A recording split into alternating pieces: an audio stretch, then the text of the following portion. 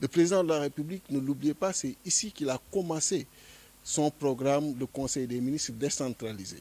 Et dans ce cadre, il avait fait de sérieuses promesses. Il projette de revenir, mais quand même, il aurait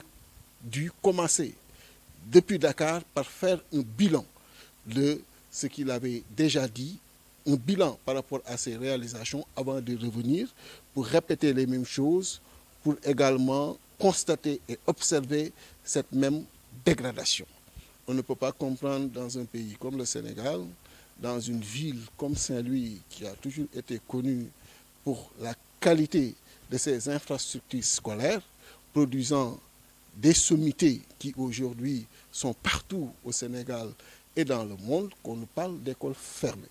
On ne peut pas également accepter qu'un problème technique lié à l'avancement de la mer ne trouve pas une solution depuis bientôt 8 ans. Alors que, justement, il y a de l'expertise pour la prise en charge de cette question. Il y a également des exemples qui foisonnent dans le monde et qui ont été pris en charge techniquement et qui ont permis quand même de limiter les dégâts de l'avancée de la mer. Mais force est de reconnaître que l'engagement politique nécessaire, les politiques nécessaires pour la prise en charge de cette question avec le président de la République, Macky Sall, malheureusement, il y a un défaut énorme à ce niveau et nous l'interpellons face à ses responsabilités pour qu'enfin il prenne sérieusement ces questions-là au niveau de la ville de Saint-Louis. Parce que bu leen fàtte ni bi ñu ko falee dafa tàmbali benn programme tuddee ko conseil des ministres décentralisé bi mu ñëwee fii Ndar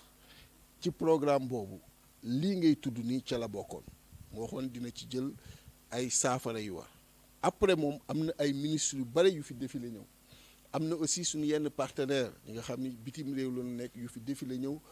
joxe ay promesses mais ba tey ñu gis ni problème boobu mi ngi demeuré. Donc loolu di interpeller le président de la République Macky Sall ci ay responsabilités mais également ci ay promesses am yi mu war a tenir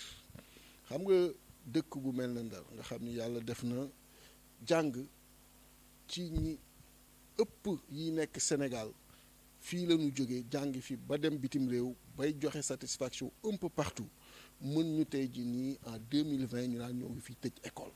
C'est le contraire qui devrait se produire parce que ñun ñëpp on est sorti d'ici am na ñu bari ñu fi génn donc mënuñu accepter loolu di am et loolu il faut que le président de la République jël ci également ay mesures. L'avancée de la mer, la même chose. Il y a des solutions pour vraiment réduire dégâts yi muy def. C'est compliqué, certes, mais il y a des solutions pour réduire dégâts yooyu. Dans d'autres pays, il y a des exemples qu'on peut citer, et exemples yu bari la yi nga xam ni lu mel amoon na fa. Mais l'expertise moo tax tey jii nii ba nga xam ni amuñu coono boobu suñu population yi nekk Saint-Louis di daj ba ñu génne leen yóbbu leen ci ay gox yi nga xam ni les conditions ne sont même pas réunies boo fa demee sa xol day jeex tàkk loolu encore une fois il faut que le président de la République Macky Sall trouve la politique qu'il faut les hommes qu'il faut pour que définitivement ñu régler problème yooyu au niveau de Saint-Louis parce que Saint-Louis du dëkk bu ndaw benn dëkk du dëkk bu ndaw mais Saint-Louis quand même waratul continuer en 2020 di connaître ces problèmes-là.